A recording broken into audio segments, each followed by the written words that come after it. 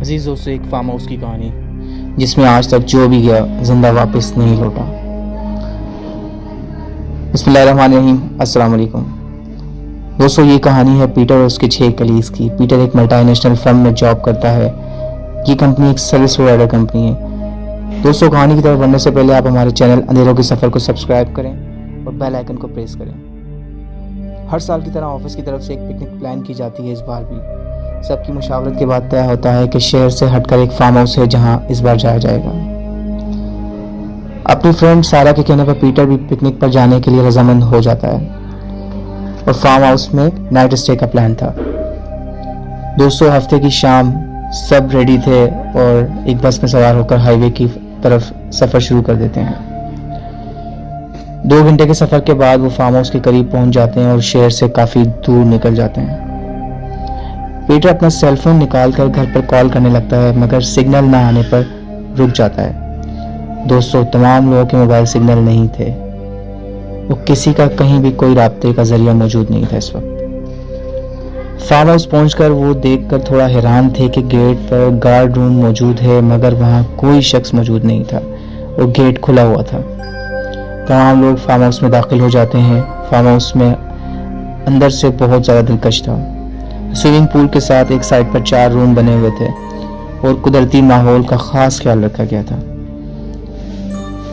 अजीज दोस्तों, farm house के अतराफ में एक घना जंगल था और फार्म हाउस के गार्डन भी किसी कदर कुदरती जंगल का मंजर पेश कर रहा था। पीटर और उसके दोस्तों का एक नया तजुर्बा था इस बार कि वो एक फार्म हाउस में आए थे, जिसमें वो इस बार एक फार्म हाउस आए थे और सब बहुत खुश थे वहां के खूबसूरत माहौल को देखकर। मगर पीटर तजस्सुस में था कि गेट पर कोई मौजूद नहीं और गेट भी खुला हुआ था और यहाँ सिग्नल भी नहीं थे। पीटर अपनी इस बात का तस्करा सारा से करता है, मगर सारा ने कहा कि गार्ड कहीं चला गया होगा, वापस आ जाएगा।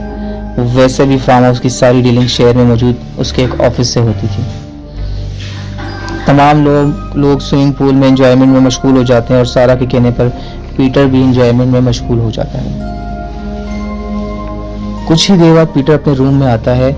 रूम के अंदर एक छोटा सा दरवाजा है जो कि गार्डन की साइड पे खुलता था। पीटर इसको खोल देता है, कुछ सोचकर वहां खड़ा हो जाता है।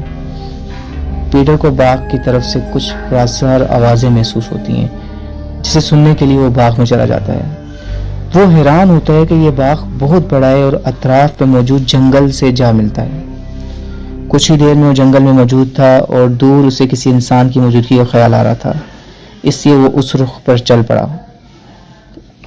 दोस्तों, कुछ ही दूर जाकर उसे खौफ महसूस होने लगा और वापसी के लिए पलटा, मगर ये देखकर मजीद परेशान हो गया कि वो रास्ता भटक चुका था। दोस्तों, रात का अंधेरा और घना जंगल, पीटर खौफ की हालत में आवाजें देने लगता है, मगर वहां उसे कोई सुनने वाला नहीं था।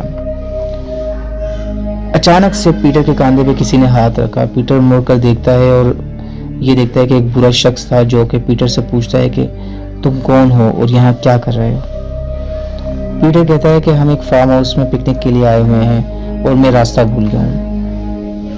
बुरा शख्स कहता है कि यहाँ एक ही फार्म हाउस है जहाँ मैं होता हूँ। पीटर कहता है कि इस फार्म हाउस में तो कोई नहीं था जहाँ हम गए, वहाँ गार्ड रूम खाली पड़ा हुआ था। बुरा शख्स कहता है कि आप लोग गलत फार्म हाउस में चले गए हैं। वो फार्म हाउस काफी अरसे से खाली है, वहाँ कोई नहीं जाता और वहाँ आसिफ ज़दा फार्म हाउस है। गार्ड कहता है कि फौरन उस फार्म हाउस को आप लोग खाली कर दें।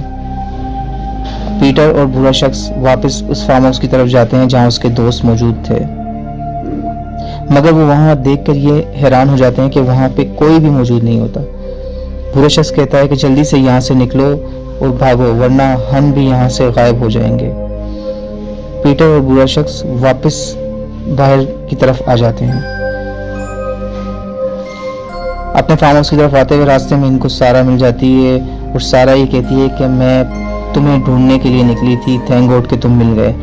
पीटर उसे बताता है कि हम बहुत मुश्किल में फंस गए हैं। जिस फार्म हाउस में हम ठहरे हुए हैं वो आसिफ ज़दा फार्म हाउस है और हमारा फार्म हाउस वो नहीं था जिसमें हमें जाना था।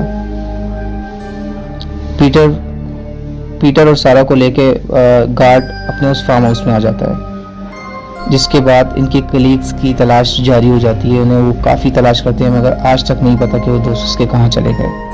दोस्तों, यहाँ पे इस कहानी का एंड होता है। नेक्स्ट एपिसोड में हम नई कहानी के साथ हाजिर होंगे। अल्लाह हाफिज़।